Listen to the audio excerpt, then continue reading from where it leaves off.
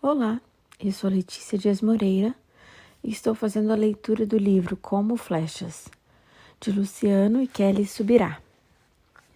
Capítulo 4. O alvo personalizado. As Escrituras nos ensinam acerca da vontade de Deus para toda a humanidade. Ela envolve a salvação de todos os homens e o conhecimento da verdade. Isto é bom e aceitável diante de Deus, nosso Salvador, que deseja que todos sejam salvos e cheguem ao pleno conhecimento da verdade. 1 Timóteo, capítulo 2, versos 3 e 4. Há uma vontade divina que é comum a todos os seres humanos e pode ser classificada como geral. Ela é explicitada na Bíblia, a redenção humana e o consequente relacionamento que a partir disso pode ocorrer. Há ainda outros aspectos e desdobramentos da vontade divina para todos os homens. O Criador nos escolheu nele, antes da fundação do mundo, para sermos santos e irrepreensíveis. Efésios capítulo 1, verso 4. Fomos destinados de antemão por Deus para sermos conformes à imagem de seu Filho Jesus. Romanos 8, capítulo 20, versículo 29. Isso é parte do que definimos como alvo geral. O propósito de Deus para toda a humanidade, em qualquer tempo e lugar. Portanto, o primeiro e principal alvo na direção do qual nossos filhos flechas devem ser atirados, como tratamos no capítulo anterior, diz respeito a todos os filhos deveriam ser lançados a alcançar. Mas há um segundo alvo que trataremos nesse capítulo, e diferente do primeiro, ele é personalizado. O fato é que cada pessoa tem o seu próprio propósito estabelecido por Deus. Desse modo, como pais, além de guiar nossos filhos ao alvo geral, que é conhecer, amar e servir a Deus, também precisamos ajudar cada filho a entender tanto a sua vocação como também seu destino profético. Há um projeto personalizado para cada filho que precisa ser buscado em oração e compreendido por direção divina. O plano personalizado. Assim como a vontade geral de Deus, o conceito do plano personalizado também nos é revelado nas Escrituras. Os teus olhos viram a minha substância ainda informe, e no teu livro foram escritos todos os meus dias, cada um dele escrito e determinado, quando nenhum deles ainda existia.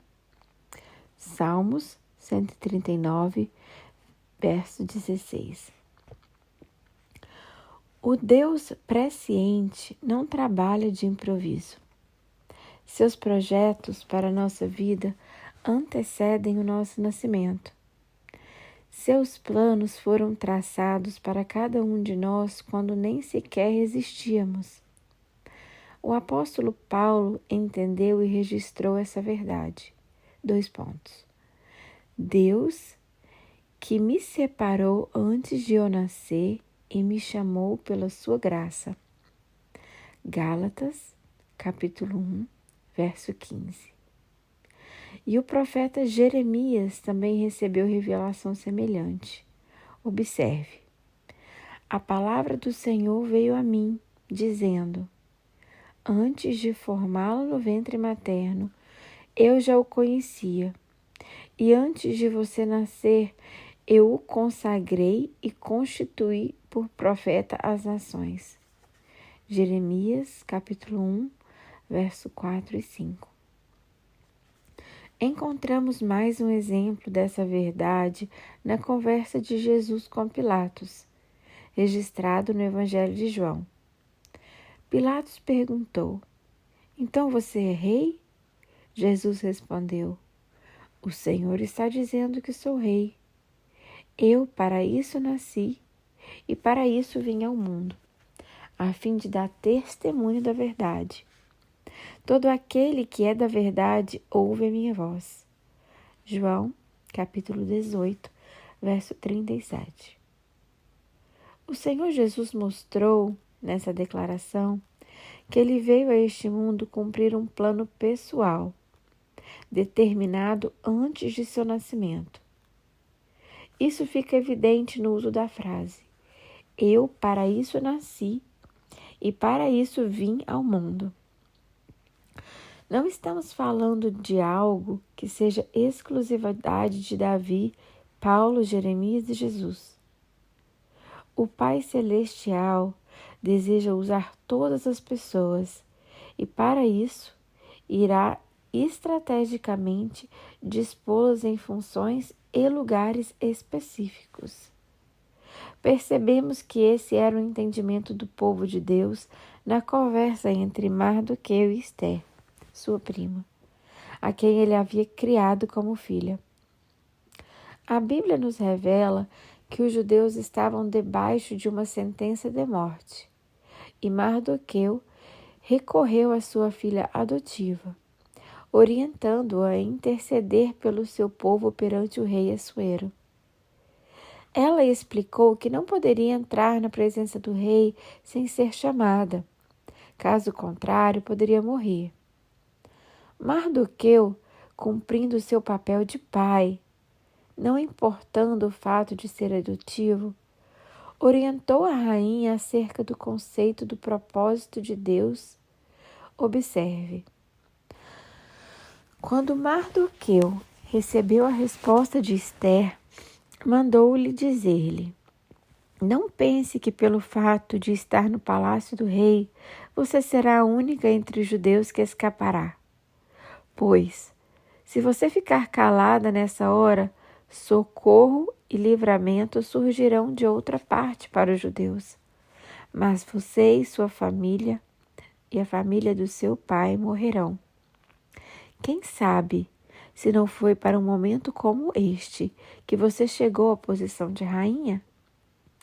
Esther, capítulo 4, verso 12 ao 14, NVI. A pergunta dele é bem reveladora. Quem sabe se não foi para um momento como este que você chegou à posição de rainha? Mardoqueu externou sua convicção de que Deus não daria uma posição como a de Esther em vão. Ele externava a crença de que o Senhor tem planos específicos para cada um de nós. É necessário discernir e cumprir o propósito divino. Não se trata de determinismo, mas de um projeto que pode ser ou não ser cumprido. Esther poderia falhar na sua missão? Claro que sim. Seu pai adotivo afirmou: Se você ficar calada nessa hora, socorro e livramento surgirão de outra parte para os judeus, mas você e a família do seu pai morrerão. Mardoqueu explicou que se Esther não cumprisse seu propósito, ela limitaria o plano pessoal que Deus lhe dera. Ela morreria e não seria o canal que o Senhor esperava que fosse. Mas ele também explicou que o plano geral para os descendentes de Abraão continuaria de pé, pois o socorro e livramento viriam de outra parte. Quando pessoas falham no cumprimento do plano pessoal, são substituídas, como no caso de Saul, que foi substituído por Davi, para que o plano geral para o povo de Deus não falhasse. Os pais, à semelhança de Mardoqueu, deveriam encorajar e direcionar seus filhos ao propósito divino. Devem ensiná-los acerca destas verdades, assim como Esther foi orientada.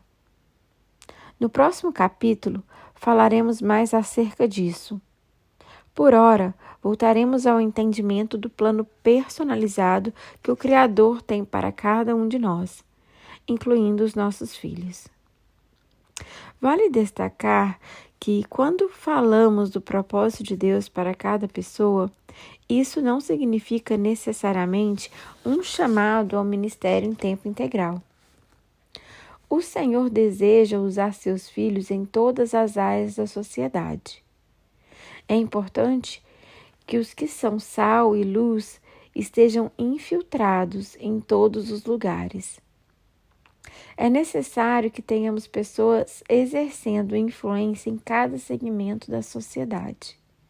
Professores, trabalhadores informais, advogados, operários, legisladores, empreendedores, vendedores, cientistas, juízes, etc.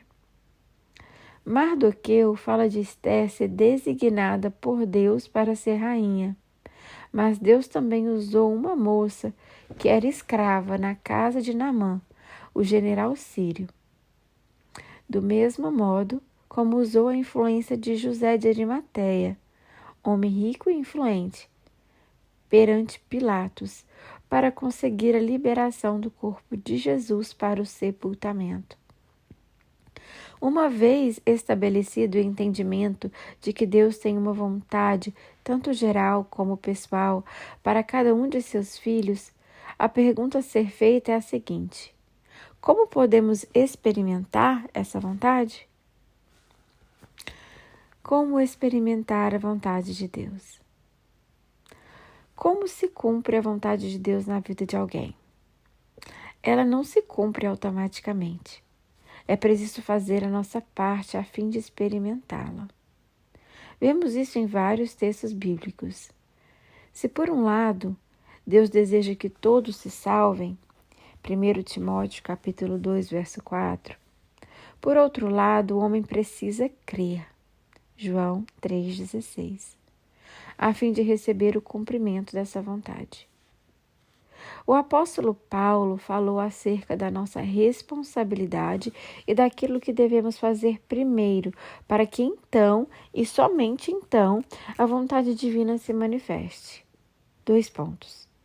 E não vivam conforme os padrões desse mundo, mas deixem que Deus os transforme pela renovação da mente, para que possam experimentar qual é a boa, agradável e perfeita vontade de Deus.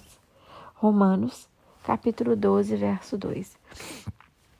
Não podemos supor que tudo será determinado e executado em nós de modo unilateral da parte de Deus. Ele nos criou com livre-arbítrio e, por isso, devemos escolher cooperar com Ele no cumprimento do seu propósito. Embora não se possa negar que, por um lado, haja aspectos da manifestação da glória e do propósito divino que serão soberanamente cumpridos pelo Senhor, por outro lado, também há aquele aspecto que depende da interação humana. Paulo, escrevendo ao seu filho na fé, Timóteo, orientou-o sobre como ele poderia alcançar o seu destino profético. Algo que todo pai espiritual, que entende seu papel de ajudar os filhos, deveria fazer. Essa instrução é muito preciosa, pois revela que é necessário lutar para que a vontade divina se cumpra em nossa vida. 2 pontos. O que faço a você, meu filho Timóteo, segundo as profecias que anteriormente foram feitas a seu respeito, que, firmado nelas, você combata um bom combate. 1 Timóteo, capítulo 1, verso 18. As palavras proféticas recebidas por Timóteo revelavam o plano e a vontade de Deus para a vida dele. Entretanto, não é porque o Senhor havia feito promessas que ele deveria esperar sentado. O apóstolo revelou ao seu discípulo e a nós que temos responsabilidade no cumprimento da vontade divina. Devemos lutar e cooperar com o plano divino. Paulo não disse a ele para lutar pelo que ele quisesse, A orientação era que, firmado nas profecias, Timóteo lutasse para viver aquilo. Deus fez uma promessa extraordinária a Abraão, de que nele seriam benditas todas as famílias da terra, mas também o responsabilizou a fazer parte dele, condicionando a isso o cumprimento da sua promessa. Gênesis, capítulo 18, verso 19. Não estamos falando de fazer tudo sozinhos. Estamos falando sobre o fato de que não devemos acreditar que Deus fará tudo sozinho. O Pai Celestial nos chamou a cooperar com Ele, e sua vontade deve ser buscada e requer de nós de sujeição e rendição. Vejamos o que Tiago escreveu acerca disso. Escutem, agora vocês que dizem, hoje ou amanhã iremos para a cidade tal, e lá passaremos um ano, e faremos negócios e teremos lucros. Vocês não sabem o que acontecerá amanhã. O que é a vida de vocês? Vocês não passam de neblina que aparece por um instante e logo se dissipa. Em vez disso, deveriam dizer, se Deus quiser, viveremos, como também faremos isto ou aquilo. Tiago, capítulo 4, versos 13 ao 15. Quais são as lições que aprendemos nesse versículo? Primeira, não devemos planejar a nossa vida ou tomar decisão sozinhos. Devemos sujeitar tudo a Deus, buscando viver a vontade dele. A oração tem um papel fundamental nisso. Segundo, a sujeição à vontade divina não depende de conhecer o propósito. Mesmo quando não sabemos qual é a vontade divina, como no exemplo de Tiago, sobre em qual cidade negociar, devemos fazer declarações de sujeição, se Deus quiser. Infelizmente, o conceito de oração para muitos cristãos é incompleto. Eles acreditam que a oração é um meio através do qual conseguirão de Deus tudo o que eles querem. Esse conceito pode até ser um aspecto de verdade, mas está longe de ser a definição completa. De acordo com as Escrituras, a oração também é um meio através do qual Deus consegue de nós o que Ele quer. O ambiente de oração deveria ser marcado não apenas pela busca da nossa própria vontade, mas principalmente pela busca da vontade de Deus. É o que aprendemos com o exemplo de Jesus, no jardim de Getsêmani. Ele orou assim, não seja como eu quero, e sim como tu queres. Mateus, capítulo 26, verso 39. Nosso Senhor também nos ensinou a orar pelo cumprimento da vontade de Deus e o estabelecimento do seu governo. Seja feita a tua vontade. Mateus 6,10. Contudo, entender e buscar o propósito celestial antes de ser responsabilidade dos filhos é papel dos pais. Até que cresçam, os filhos não terão entendimento e maturidade para isso, e precisam da orientação e ajuda dos pais. Nós aprendemos essas verdades com a palavra de Deus e também com experiências que vivemos dos dois lados, primeiramente como filhos e posteriormente como pais.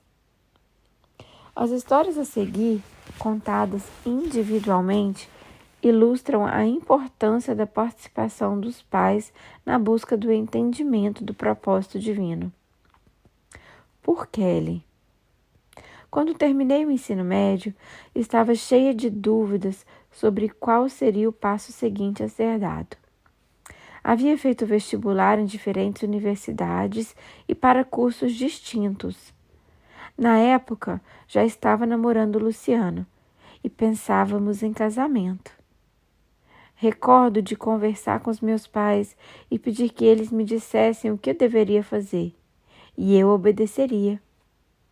Não queria errar. Meu pai sabiamente me disse que essa decisão era minha, que se ele dissesse o que deveria fazer e eu me arrependesse, eu o culparia. Resumindo, era hora de fazer as minhas próprias escolhas e me responsabilizar por elas. Obviamente, meus pais estavam considerando as opções comigo e todas elas eram boas. A que mais me preocupava era o casamento, porque, diferente da aliança matrimonial, o curso universitário poderia ser mudado depois se eu concluísse ter errado. Então, comecei a orar insistentemente para que Deus me mostrasse os passos a serem dados. E uma noite tive um sonho muito especial. Ele me ajudou a escolher o curso a ser feito. O curso apontava para a cidade onde o Luciano estava pastoreando, o que indicava que seria possível seguir com os meus planos de casamento. Pedi ao Senhor que falasse com minha mãe, o que ela graciosamente fez. Ainda recordo aquela manhã em que estava me preparando para sair para o colégio e minha mãe preparava o café da manhã, chorando. Perguntei a ela o que estava acontecendo e ela me disse: "Estou chorando porque você vai morar longe." O Senhor havia falado com ela através de um sonho. Ela me via parada em uma estação ferroviária, pronta para embarcar. Um trem se aproximava rapidamente e ela ficava preocupada com a velocidade do trem, porque ele não estava freando como usualmente faria em uma parada. Ela me via me preparando para saltar no trem, mesmo sabendo que ele não iria parar. Quando eu pulei, ela via a cena em câmera lenta. Havia um único vagão com uma porta aberta. Em perfeita sincronia, eu acertava o tempo de passar pela porta.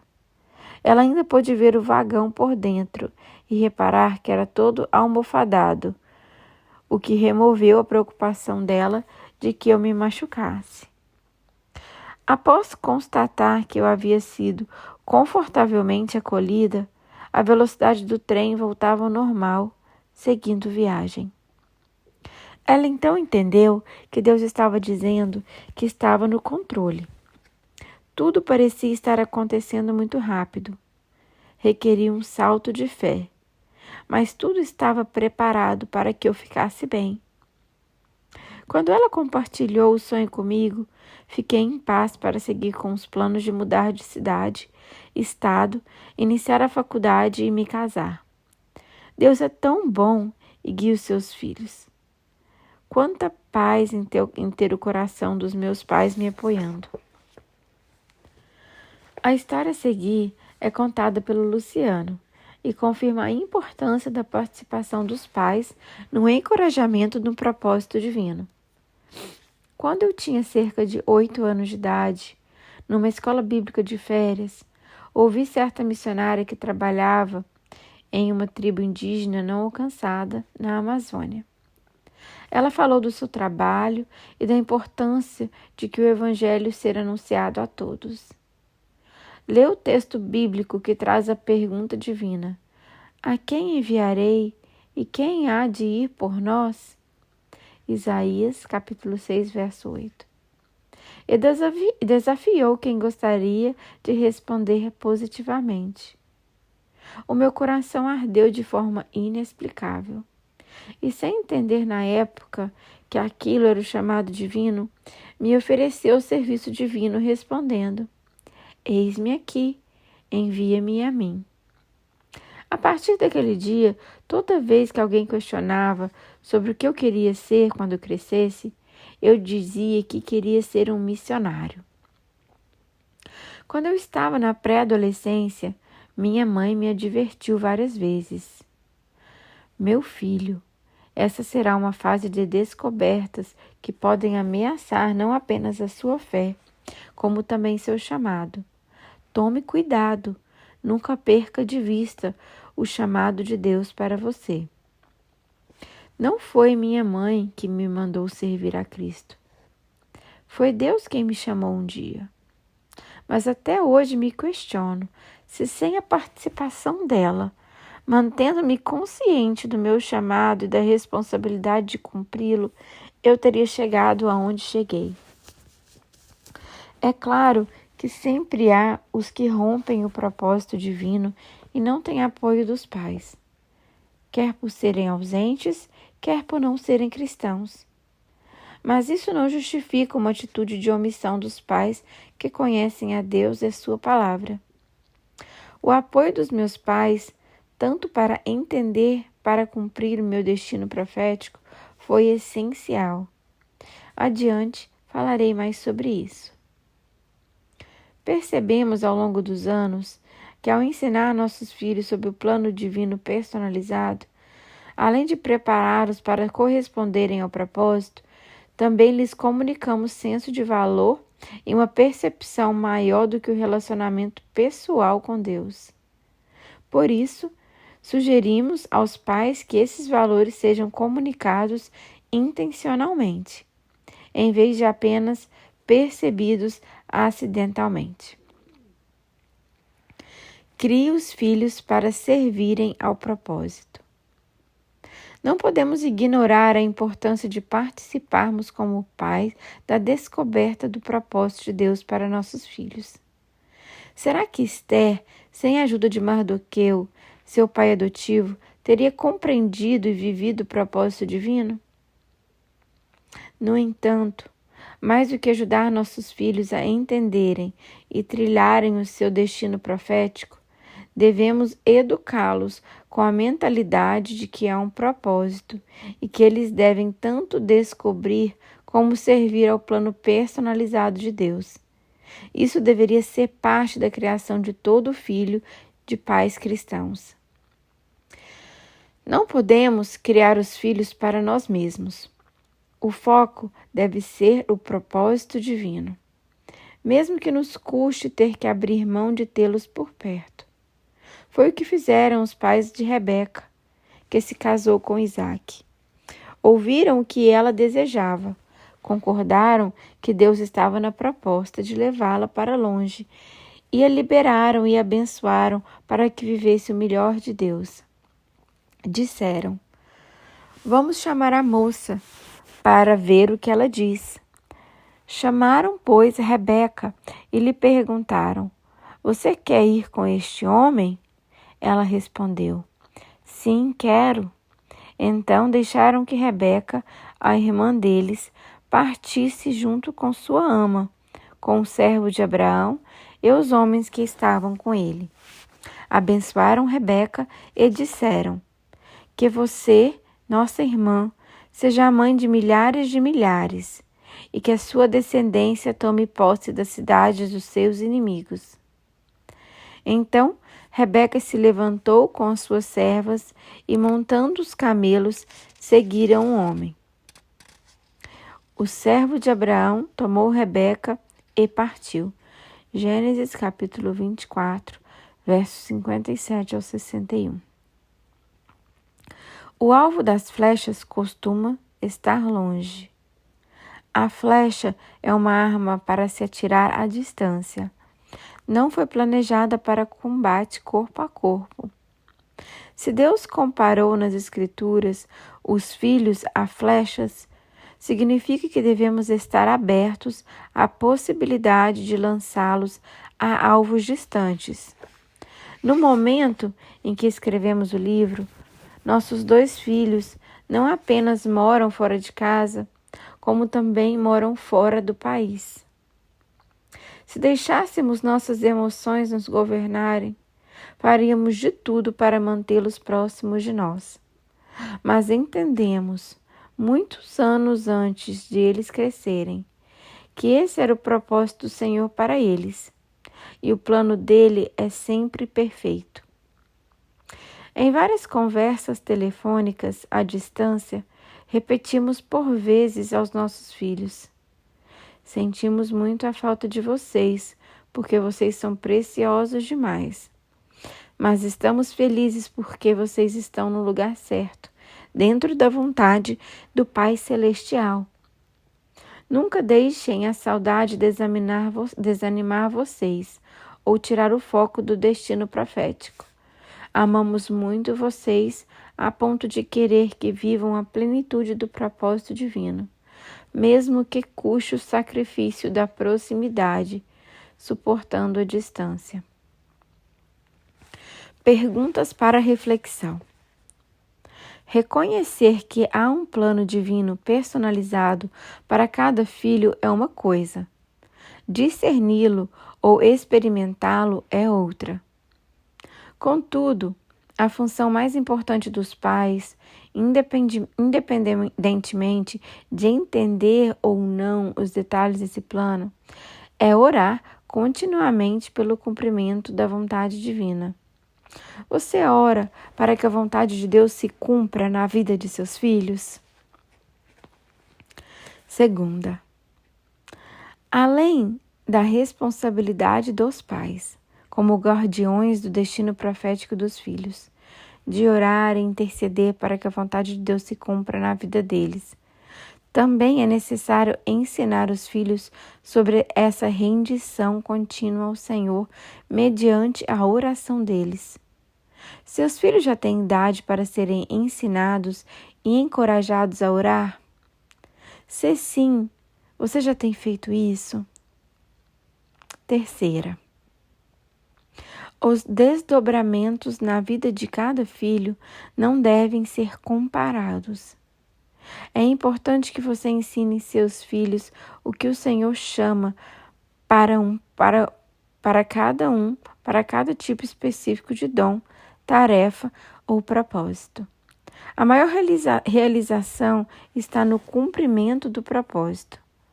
Você já conversa com eles sobre a importância de não se compararem e procurarem entender o que o Criador tem para cada um? 4.